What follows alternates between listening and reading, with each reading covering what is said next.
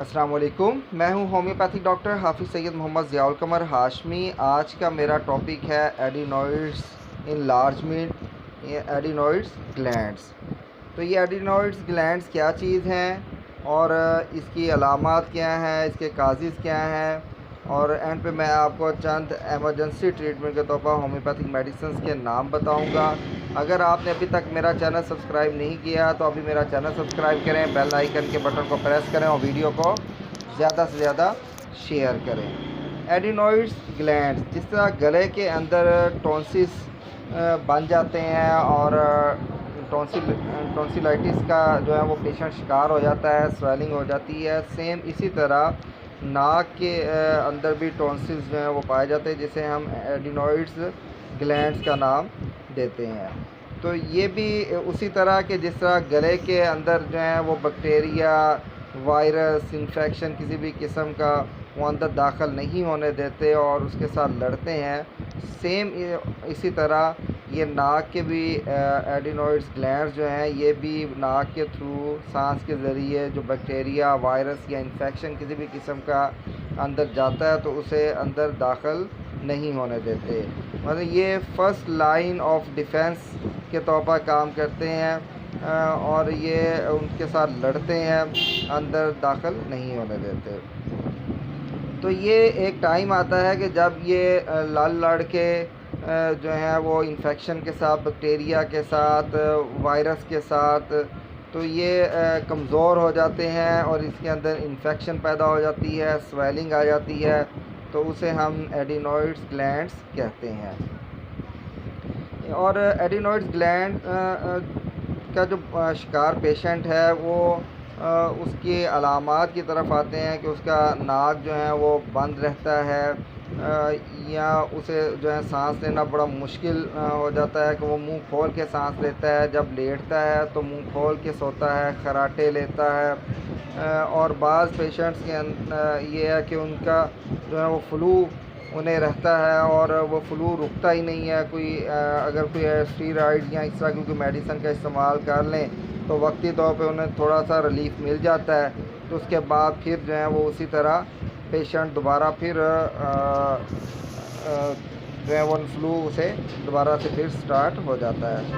तो इसका जो ट्रीटमेंट जो है वो एलोपैथी के अंदर तो इसका ऑपरेट है, और क्योंकि ये अमूमन जो है आम तौर पर बच्चों के अंदर ये बीमारी आम पाई जाती है। जिस तरह टॉन्सिलाइटिस की जो तकलीफ़ है ये भी बच्चों के अंदर आम है, और इसी तरह ये एडिनोइड्स ग्लैंड्स की भी जो तकलीफ़ है ये भी बच्चों में कॉमन बीमारी है, क्योंकि बच्चों के अंदर जो है वो इतनी इम्यूनिटी सिस्टम वेल नहीं होती, और जिसकी वजह से जो है वो उनका रेजिस्टेंस पावर कमज़ोर होती है, तो उन्हें ये एडिनोइड्स ग्लैंड्स की शिकायत हो जाती है।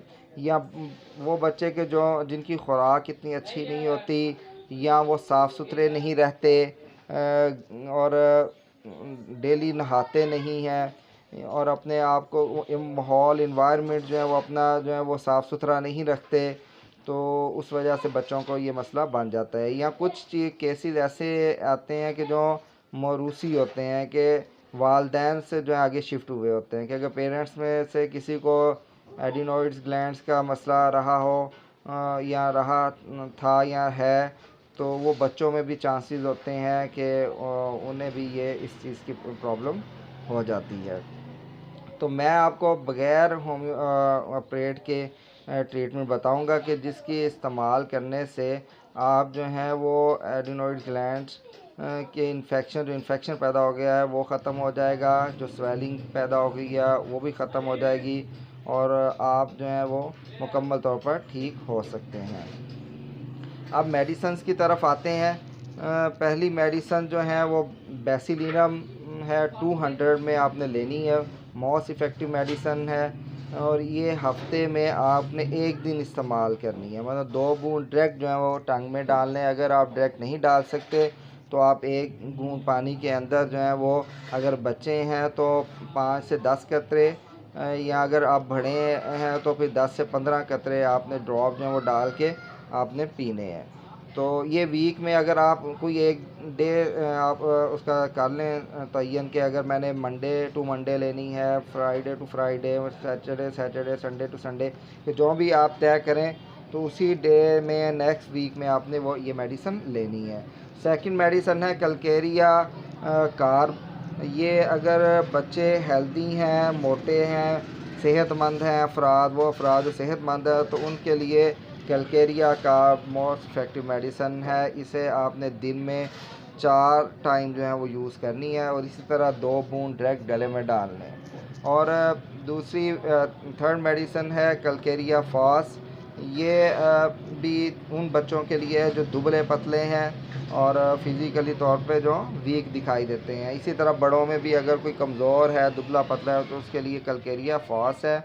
और ये भी इसी तरह जो है 4 टाइम आपने इस्तेमाल करने हैं, दिन में 2 बूंद डायरेक्ट गले में डालने हैं। अगर गले में नहीं डाल सकते तो फिर अगर बच्चे हैं तो एक जो है वो चम्मच, 1 घूंट पानी या 1 चम्मच पानी में आप 5 से 10 ड्रॉप डाल के पी लें। अगर बड़े हैं तो 10 से 15 ड्रॉप डाल के पी लें। बहुत सारी मेडिसिन है होम्योपैथी के अंदर जो हम एडिनॉइड्स ग्लैंड्स में पेशेंट्स को देते हैं उसकी ट्रीटमेंट के लिए, उसकी अलामात को और उसके काजिज़ को मद्देनज़र रखते हुए।